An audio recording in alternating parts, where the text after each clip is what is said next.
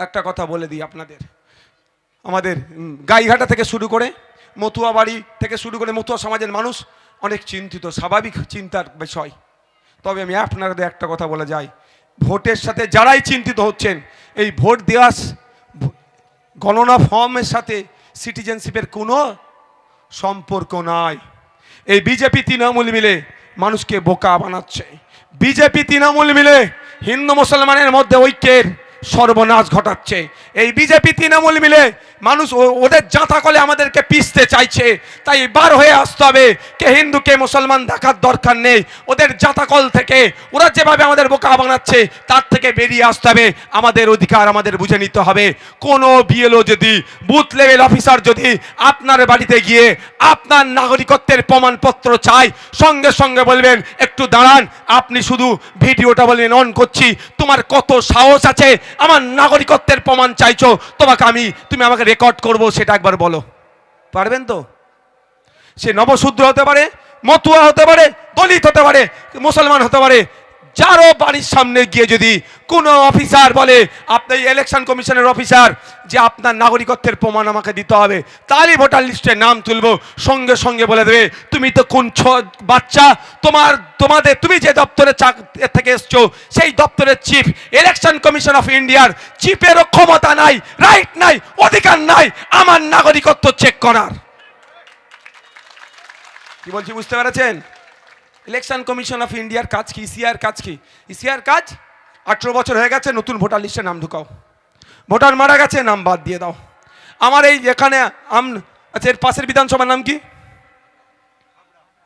হাবড়া বিধানসভার মেয়েকে আমরা বৌমা করে আনিনি কাকা বাবু? আনিছি তো। হাবড়ার মেয়েকে আমরা বৌমা করে এনেছি তো এখানে অশোকনগরে। আবার অশোকনগরের মেয়েকে আবার হাবড়ায় বিয়ে হয়েছে। এবার এখানে যখন ওখান থেকে মেয়ে বৌমা করে নিয়ে এসেছি, ওখানে ভোটার লিস্টে নাম কেন থাকবে? এখানে আসবে তো। এই যে কারেকশন, এই যে চেঞ্জ, এই সব কাজগুলো হচ্ছে ইলেকশন কমিশনের কাজ। আর নির্বাচনকে কন্ডাক্ট করা, নাগরিকত্ব যাচাই করার কাজ ওদের নয়। নাগরিকত্ব যাচাই ওদের করা রাইট নয়। সুতরাং আপনাকে এটা ভয় দেখানো হচ্ছে। কেন ভয় দেখাচ্ছে? কেন আমি বলছি, দায়িত্বহীন ভাষাই বলছি, এই মতুয়া সমাজের রাজনৈতিক কিছু কারবারিরা আছে, মতুয়া সমাজকে তারা কন্ট্রোল করতে চাইছে, তাতে আমার কোনো বক্তব্য নাই। কিন্তু মতুয়া সমাজের মানুষকে বিপদে ফেলছে ওই রাজনৈতিক কারবারিগুলো। ওরা ওদের ক্ষমতায় টিকে থাকার জন্য, এমপি এমএলএ হওয়ার জন্য, মন্ত্রী হওয়ার জন্য পুরো মতুয়া সমাজকে তারা আজকে বিভ্রান্তের মধ্যে ফেলছে।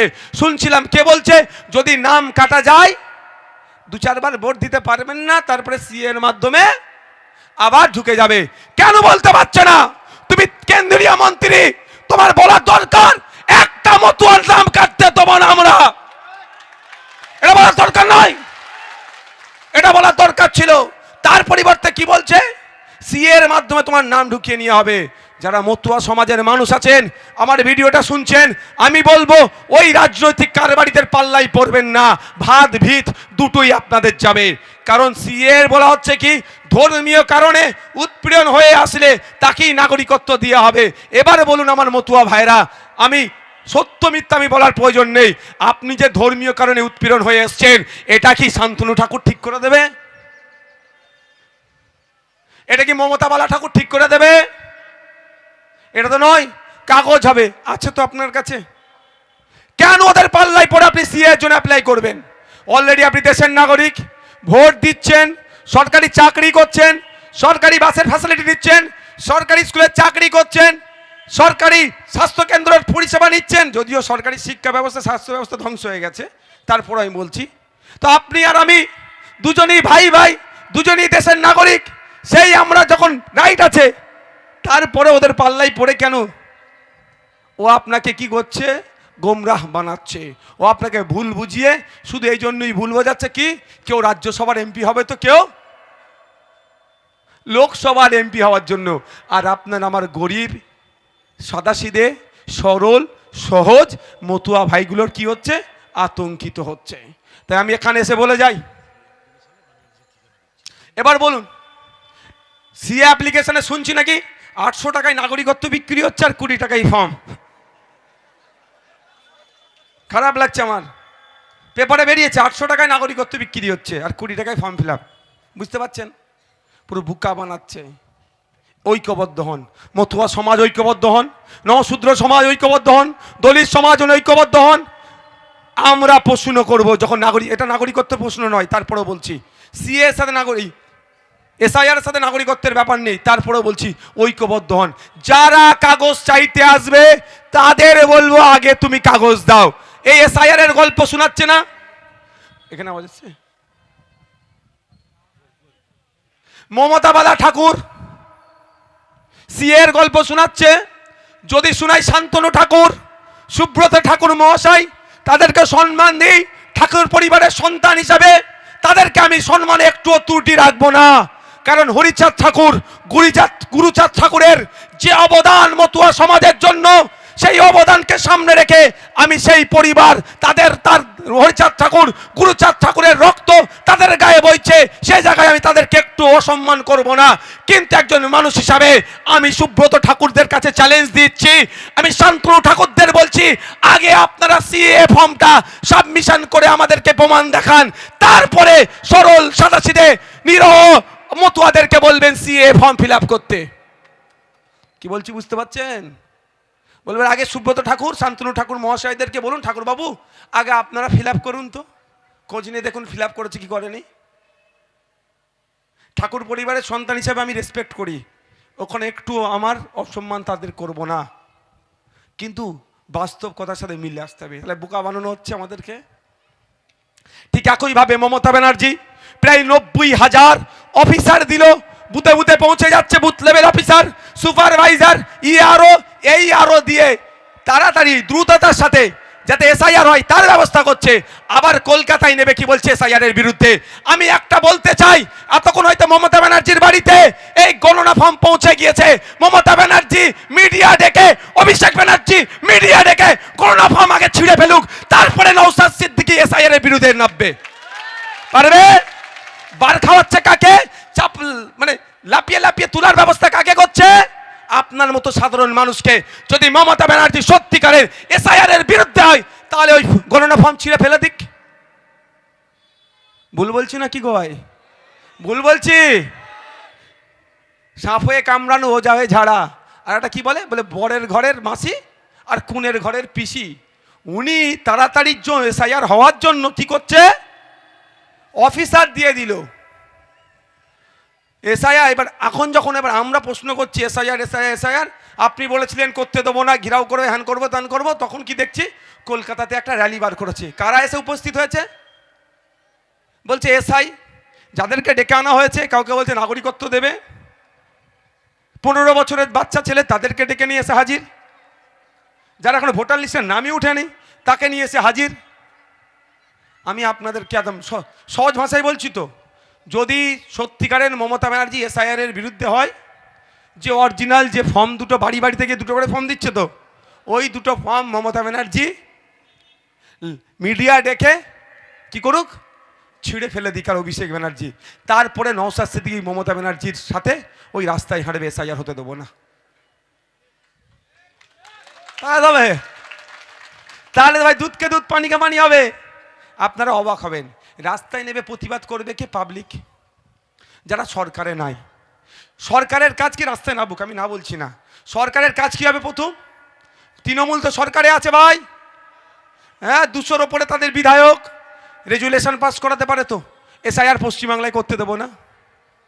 হ্যাঁ, কেরলে রেজুলেশন পাস হয়েছে, তো ওয়েস্ট বেঙ্গলে রেজুলেশন পাস করিয়েছে।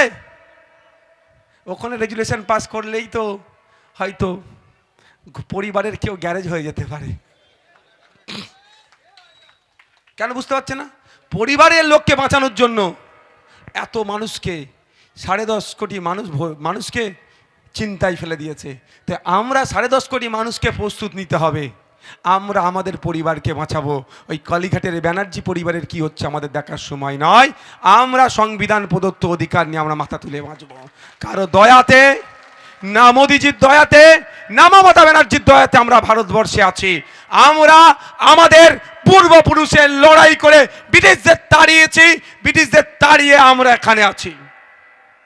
এটা মাথায় থাকবে তো? আর কেউ আমাকে খেতে দিচ্ছে না। এই লক্ষ্মীর ভাণ্ডার এসব যে গল্প শোনাচ্ছে, মোদিজিও টাকা পাঠাচ্ছে না নিজের গাঁট থেকে। প্রতিদিন বেলা 8টা থেকে বেলা 12, সকাল 8টা থেকে বেলা 12টা পর্যন্ত তার বাড়িতে মানে অফিস খুলেছে ওখানে, আপনারা ওখানে আসবেন, সমস্যা আমরা সমাধান করব। তবে অনুরোধ করব, ফর্ম আসার পরে 2 কপি জেরক্স করে নেবেন, অরিজিনালগুলোকে একটু সাইডে রেখে জেরক্সের ওপরে আপনারা কি ফর্মটাকে ফিল আপ করবেন। ফলে কি ভুল ভ্রান্তি হলেও চেঞ্জ হবে, নাহলে এই ভালো ফর্মটার উপরে এ করলে কী হবে বলুন তো? এই ফর্মটা ফিল আপ করলে কী হবে বলো তো? অরিজিনালটাতে যদি একটু পেনের ঘেঁচাঘেঁচি হয়ে যায় বিপদ হবে। আমি অনুরোধ করবো আপনাদের এই ভুল কাজটা করবে না। বাবুকে ধরে নামিয়ে দাও। কি বলছি বুঝতে পেরেছেন? আচ্ছা, আমি 5 মিনিটের মধ্যে চেষ্টা করবো, শর্টে হবে 5 মিনিটে ফর্মটা কিভাবে ফিল আপ করতে হবে আপনাদেরকে দেখাতে চাই, শুনবেন? 5 মিনিট হয়ে গেলে কিন্তু সিগন্যাল দেবে, আমাকে আর একটা প্রোগ্রাম আছে। এই ধরনের ফর্ম আপনাদের বাড়ি 2 করে আসবে, ভোটার পিছু 2 ফর্ম। আপনার বাড়িতে 4টে ভোটার থাকলে কটা ফর্ম পাবেন? আচ্ছা, 2 করে আসলো। আমি এই ফর্মটা সুবিধার্থে আমি একটু কি করেছি জানেন, পোর্টাল ফর্মকে 4টে ভাগ করেছি, মানে যাতে এত ঘর কি ফিল আপ করবো রে বাবা, যাতে এই না মনে হয় এটা ইজি। আচ্ছা, আমি বলেছিলাম খেয়াল আছে, এসআইআর যদি বাঘ হয়, বাঘকে আমরা খাঁচাবন্দি করব। এখানে বাঘকে খাঁচাবন্দি করার একটা রড আছে, রড দিয়ে তো খাঁচাটা তৈরি করতে হবে, নাহলে বেরিয়ে যাবে তো।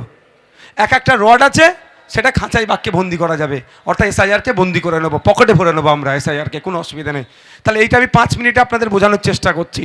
5 মিনিট হয়তো অনেক কিছু ছেড়ে যেতে পারে, আমার থেকে ভালো কেউ যদি বোঝানোর চেষ্টা করে তারটা আপনি শুনবেন, ঠিক আছে? তারপর আমি আপনাকে শর্টে বলে যাচ্ছি।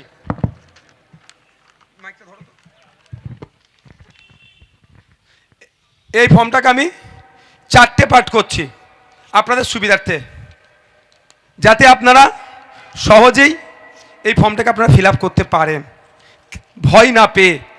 আপনাকে আমি একটু বলছি, টোটাল একটা ফর্ম, তো এটা ফর্ম, ধরো না ভালো করে, এটা ফর্ম, এটাকে আমি 4টে পার্ট করে নিচ্ছি। ফার্স্ট পার্ট কি করছি, আপনাদের দিক থেকে বাম দিক থেকে শুরু হচ্ছে, তো এখানে আপনার নাম, এপিক নাম্বার, আপনার ঠিকানা লেখা প্রিন্ট হয়ে আসবে ফর্মে। দ্বিতীয় হচ্ছে আপনার ক্রমিক সংখ্যা, তার অংশ, পার্ট নাম্বার, বিধানসভার নাম প্রিন্ট হয়ে আসবে। তৃতীয় হচ্ছে কিউআর কোড আছে, এইখানে পেন নিয়ে না কেউ ঘুজাঘুজি করে, এটা খুব সূক্ষ্ম জায়গা। 4 নম্বর কি আছে, আপনার আজকের দিনে ভোটার লিস্টে যে ছবিটা আছে সেটা এখানে প্রিন্ট হয়ে আসবে। 5 নম্বর, আপনাকে একটা পাসপোর্ট সাইজ ছবি, রঙিন ছবি, ব্যাকগ্রাউন্ড সাদা লাগাতে হবে। শুধু তাহলে পার্ট 1-এ আপনার কাজ কি, একটাই কাজ, শুধু একটা পাসপোর্ট সাইজ ছবি যার ব্যাকগ্রাউন্ড কালো সেটা প্রিন্ট করতে হবে। 2 ফর্ম থাকবে, তাহলে 2 ছবি লাগবে, 2 ফর্মে 2 ছবি লাগিয়ে দিলেন। Part 1 complete. ভয়ের কিছু আছে, কারো জানার আছে পার্ট 1 সম্পর্কে? কারা বুঝতে পেরেছেন হাত তুলুন তো। পার্ট 1-এ একটাই কাজ, একটা পাসপোর্ট সাইজ ছবি, রিসেন্ট ছবি, যার ব্যাকগ্রাউন্ডটা কালো সাদা হবে। দ্বিতীয় চলে আসুন,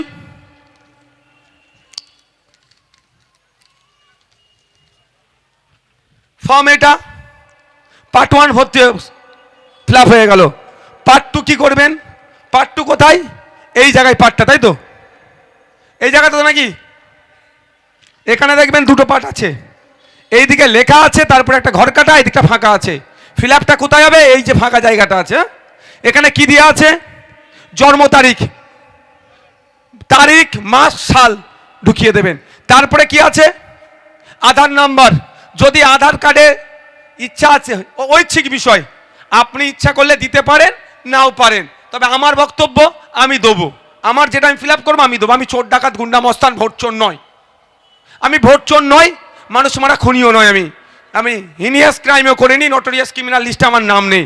আমার অসুবিধে কোথায়? আমি আমার নাম্বার দেব, আপনারা পারলে দিতে পারেন, নাও পারেন। আচ্ছা, ছেড়ে দাও।